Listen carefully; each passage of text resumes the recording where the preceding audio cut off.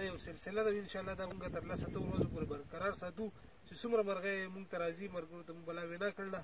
او د خپل تنظیم د طرف نه د ټولو ښکاریانو د طرف نه دا مرغۍ دي او دا مونږ انشاءالله هر کال داسې برقرار ساتو الله دې وکړي چې مونږ به د خپل کار کې کامیاب شو انشاءالله مثال اوکې زه هم ما ورګه ته ورګه زه هم چې روغ باندې په دې ګټه باندې پرېږدو خو چې زه بسم الله الرحمن الرحیم هیڅ چاته ماشاءالله ماشاءالله دا به اې څومره کې دا به ځان له یو ځای کېږي بس زه هم پرېږدي اعوذ بالله من الشیطان الرجیم بسم الله الرحمن الرحیم دا مونږ دا مرغۍ راوستي دا سویم نور دی او دا ریاض دی عرف خاپیرې مونږ راغلي یو زمونږ د اګارۍ په غره کې دا نسل چې دی زرکو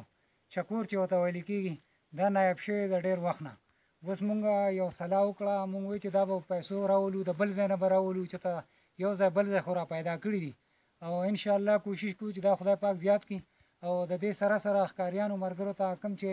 د بار نه راځي او یا زموږ خپل د اګارۍ ښکاریان دي یا رکوګا د سوره نو هغوی ته پیشله پر کوو چې دې سره په سیزن کې هم ګزاره وکړي ځکه چې دا سیزونه مونږ راوستي دي را پیدا کړي خو دي او دا ټول زمونږ دپاره دي او انشاءالله چې دا یو نایاب شی دی او د دې نسل په دلته نه بلکې ټول پاکستان کې نایاب کېږي نو مونږ وایو چې انشاءالله چې مونږ به دا یو پروګرام چلو چې دا به مونږ راولو دلته به پرېږدو خو فلحال اوس سوره دا په لاس رالی دا پرېږدو او مزید انشاءالله مونږ کوشش کوو هر ځای نه چې راوستې د هر ځای نه چې راوستې جو بیا به انشاءالله هغه نور هم پرېږدو اوس دا مونږ پرېږدو دا مونږ راوستي دي دا د اګارۍ غره دی په دې کې انشاءالله تاسو پکې سوای لکه خاپیریانو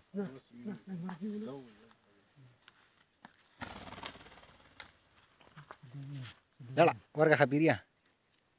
دی خو زخمي وګور چې کو خاپیریا صبر دی لري لاړ خلک پرېږده پسې دی کېنه ځه مونږ نن ټول ملګري د سوره غره ته راغلي یو او دا ملګري نومونو اخیستو ته ضرورت نشته ټول یو بل پېژني او ټول خلک یې پېژني مونږ دا مرغۍ راوستي دي دا پرېږدو او د دې لپاره یې پرېږدو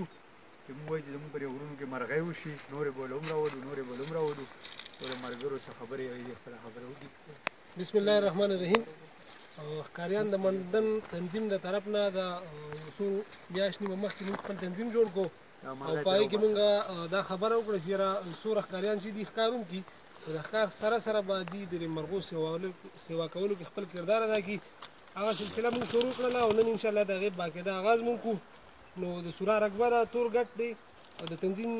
ډېر ملګري خو نه دي راغلي موږ لږ غوندې ملګري رالو انشاءالله دا سلسله به موږ د شپږو ورځو پورې جاري ساتو مسلسل موږ ته چې څومره مرغۍ راځي دا به موږ پرېږدو نو ښکاریانو ملګرو له پکار دی چې انتهایي خیال یې وساتي کال دی نیم دی چې موږ ته دا خپل نسل سیوا کړي او ډېره مهرباني ډېره مننه او هغه مرغۍ به موږ نن انشاءالله د سوره رقبه کې تور غټ کې پرېږدو تور غټ بسم الله الرحمن الرحیم الله په حکم زل اخیره ماشاءالله بسم الله الرحمن الرحیم مرغۍ پرېږده دا دې پرونه ښه دې خونه